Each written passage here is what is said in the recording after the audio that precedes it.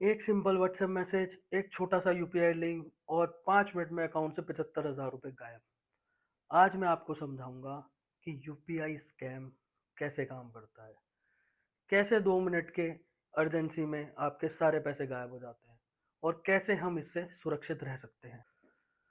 चलो अब इसे एक सिंपल एग्जांपल में समझते हैं।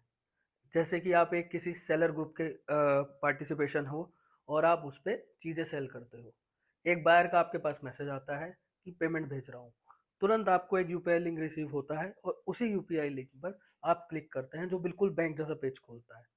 फिर आपको एक ओटीपी आता है। आप सोचते हो ओटीपी डालने से पेमेंट मेरे को रिसीव हो जाएगी।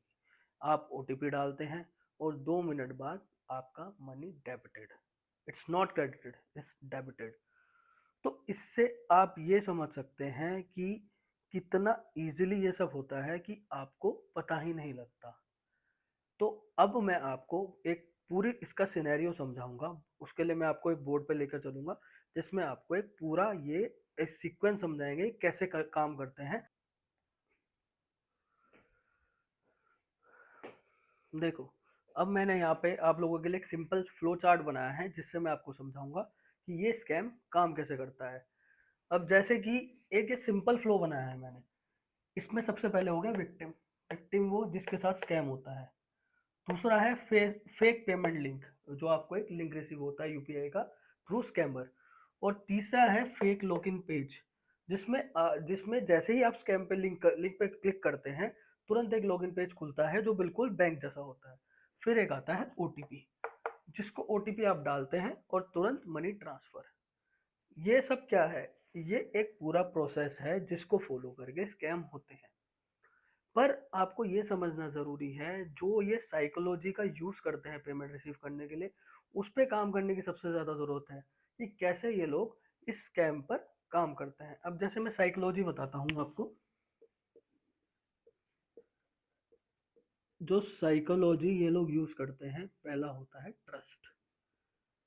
वो या तो आपके साथ ऐसा ट्रस्ट बना लेते हैं कि आप उन्हें जानते हैं, या कुछ भी किसी भी एक्स वाई जेड का नाम लेंगे कि हाँ मैम आपके साथ हैं, हम इन्होंने नंबर दिया, तो ये हो गया ट्रस्ट।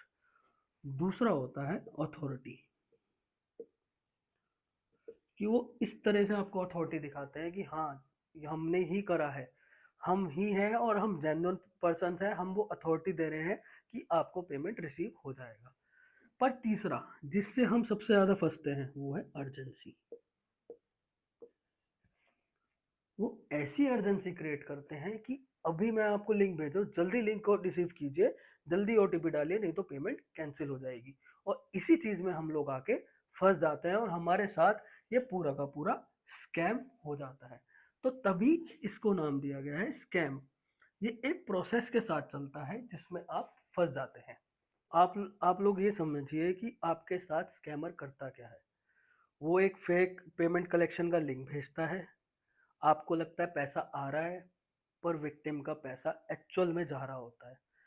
ये फर्क समझना जरूरी है कि यूपीआई में पेमेंट रिसीव और पेमेंट पे दो अलग अलग चीजें हैं, जिसमें सबसे ज्यादा गलती होती है।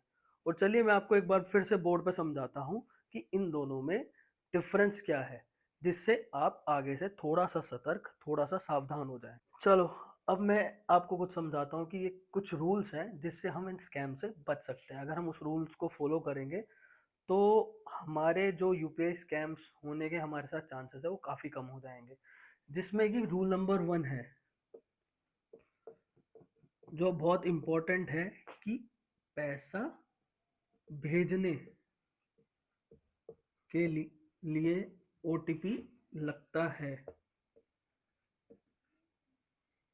पर रिसीव करने के लिए नहीं।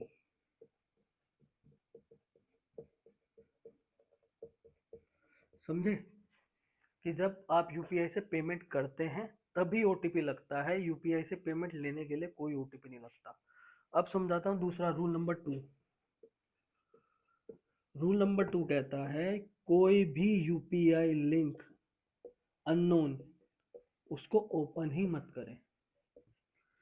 कोई भी अननोन यूपीआई लिंक अप्रूव मत करें, उसको ना खोलें। यह है रूल नंबर 2। रूल नंबर 3 है कि यूपीआई पेमेंट रिसीव करते हुए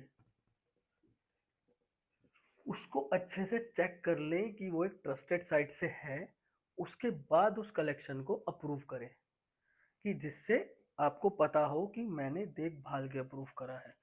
और जो मोस्ट इम्पोर्टेंट रूल है वो रूल नंबर 4, जहां ये तीनों फेल हो जाते हैं, फेल हो गए मतलब आपके साथ स्कैम हो गया। इन तीनों रूल का फेल होने का मतलब यही है कि आपके साथ स्कैम हो चुका है। तब क्या करना है? कॉल इमीडिएटली 1930, बड़ा सा भी लिख देता हूँ 1930, इस पर कॉल करनी है।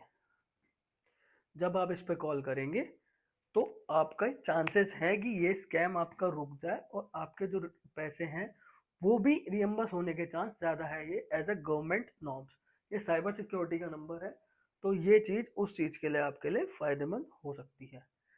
अब आपको ये 1930 का पूरा प्रोसीजर जानने के लिए मेरा अगला वीडियो देखना पड़ेगा। साइबर सुरक्षित भारत में हम सिंपल भाषा में सीखेंगे कि साइबर क्राइम से या साइबर यूपीआई स्कैम से हम कैसे बचें। और अगर ये वीडियो आपको अच्छा लगा और आपको लगा कि ये नॉलेजेबल है और किसी को सेफ्टी प्रोवाइड कर सकता है, तो प्लीज़ शेयर करें और चैनल को फॉलो करें। Thank you.